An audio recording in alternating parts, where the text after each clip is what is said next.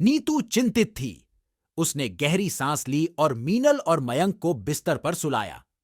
क्या बात है मम्मी? मीनल ने पूछा। यह कुछ ऐसा है जिसमें हम आपकी मदद कर सकते हैं? मयंक ने कहा। नीतू मुस्कुराई। तुम दोनों बेहतरीन जासूस हो। फिर उसने बताया कि म्यूजियम में रात में सफाई करते समय चीजें हिल जाती थीं। मुझे लगता है कोई अंदर आता है, लेकिन अजय, सुरक्षा गार्ड, कहता है कि उसने किसी को नहीं देखा। मुझे डर है कि अगर कुछ गायब हो गया तो मुझे दोषी ठहराया जाएगा। आपको म्यूजियम के मैनेजर को बताना चाहिए, मीनल ने कहा। तब वे जानेंगे कि यह आपकी गलती नहीं है। नीतू बहुत खुश हो गई। तुम बिल्कुल सही हो मीनल। मैं कल मैनेजर से बात करूंगी। अब सो जाओ। श्रीमती शर्मा किसी भी समय यहां आ सकती हैं। लेकिन नीतू अगले दिन म्यूजियम के मैनेजर से मिलने नहीं गई, क्योंकि वह रात घर नहीं लौटी। श्रीमती शर्मा ने इंतजार किया, फिर पुलिस को फोन किया। पुलिस ने वादा किया कि वे तुरंत म्यूजियम जाकर देखेंगे। अजय, सुरक्षा गार्ड, सामने के दरवाजे के पास अपनी डेस्क पर बैठे थे। हम नीतू देवी को ढूंढ रहे हैं, पहले पुलिस अधिकारी ने समझाया। मैं नीतू को जानता हूं, अजय ने कहा। वह 1 घंटे पहले ही चली गईं। देखो, यहां उन्होंने रजिस्टर में साइन किया था। यह लेखन काफी डगमगाता हुआ लगता है, दूसरे पुलिस अधिकारी ने कहा। क्या वह ठीक थी जब वह यहां से निकली? वह जल्दी में थीं, अजय ने कहा। वह हमेशा अपने बच्चों के पास जितनी जल्दी हो सके पहुंचना चाहती है। लेकिन अधिकारी जानते थे कि नीतू घर पर नहीं है। वे उन अंधेरी गलियों से होकर चले जिस रास्ते से नीतू म्यूजियम से घर लौटती थी। लेकिन नीतू का कोई पता नहीं चला।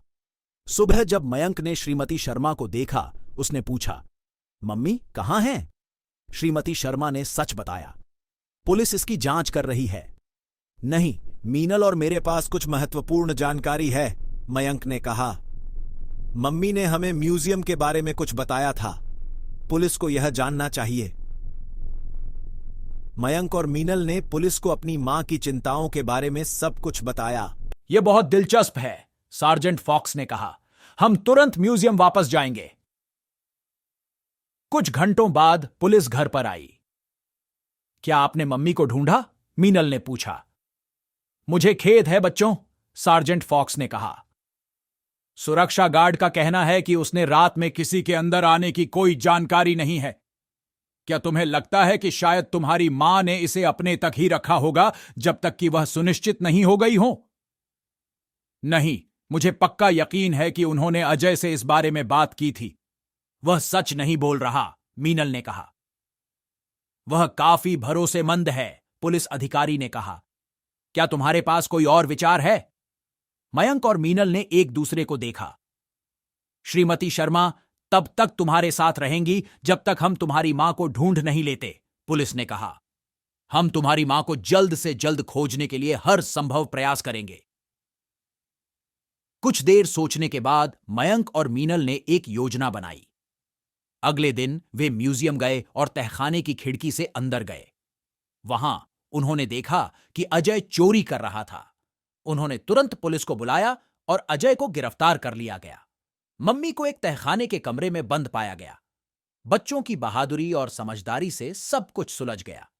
इस अनुभव ने उन्हें सिखाया कि सही समय पर सही कदम उठाना और सही जानकारी देना कितना महत्वपूर्ण होता है।